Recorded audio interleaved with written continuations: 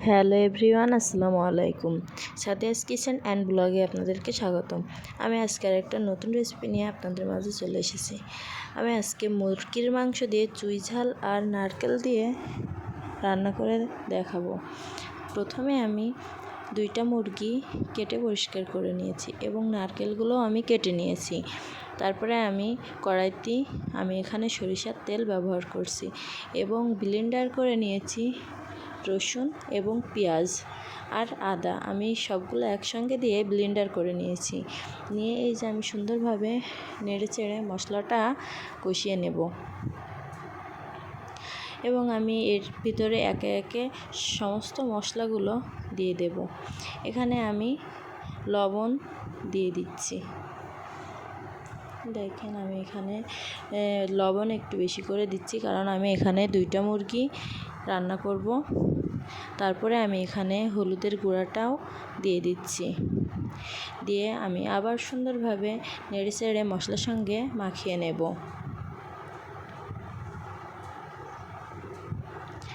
মাখিয়ে নেওয়ার পরে আমি এখানে ডালচিনি এবং এলাচের ফল দিয়ে দিচ্ছি।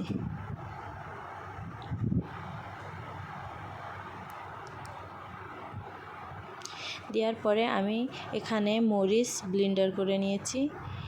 এই যে দেখেন আমি মরিচ ব্লেন্ডার করে নিয়েছি এবং জিরার গুঁড়া ব্লেন্ডার করে আমি দিয়ে দিলাম একসঙ্গে।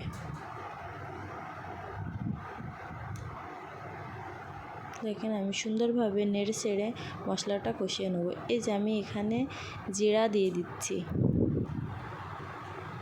দিয়ে দেওয়ার পরে সুন্দরভাবে আমি নেড়েচেড়ে মশলাটা কষিয়ে নেব।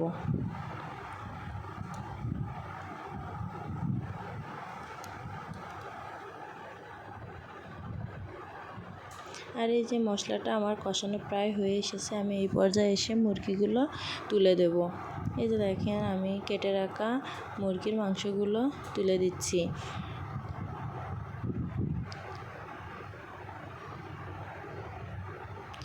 দেওয়ার পরে সুন্দরভাবে নেড়েচেড়ে মশলা মাংসের গায়ে মাখিয়ে নিতে হবে এবং আমরা কিছুক্ষণ অপেক্ষা করব মাংসটা সুন্দরভাবে মশলার সঙ্গে লেগে যাতে।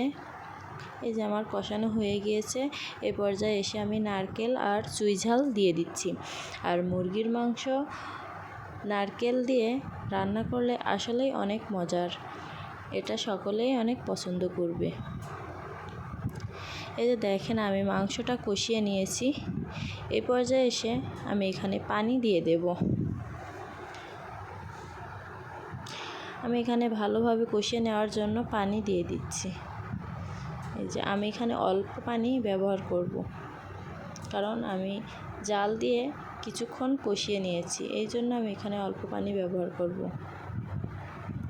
দেখেন আমার মুরগিটা আবার কষানো প্রায় শেষ। এই পর্যায়ে এসে আবার এখানে সামান্য পরিমাণের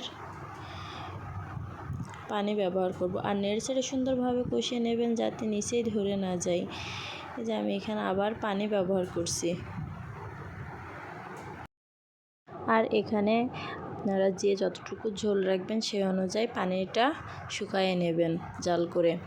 আর আমার এই মুরগির মাংসর চুই ঝাল আর নারকেল দিয়ে এই রেসিপিটা যদি আপনাদের ভালো লাগে অবশ্যই আমার চ্যানেলটি সাবস্ক্রাইব করবেন এবং লাইক কমেন্ট শেয়ার করে অবশ্যই আমার পাশে থাকবেন। সবাইকে অনেক অনেক ধন্যবাদ আমার ভিডিওটা সম্পূর্ণ দেখার জন্য। আল্লাহ হাফেজ।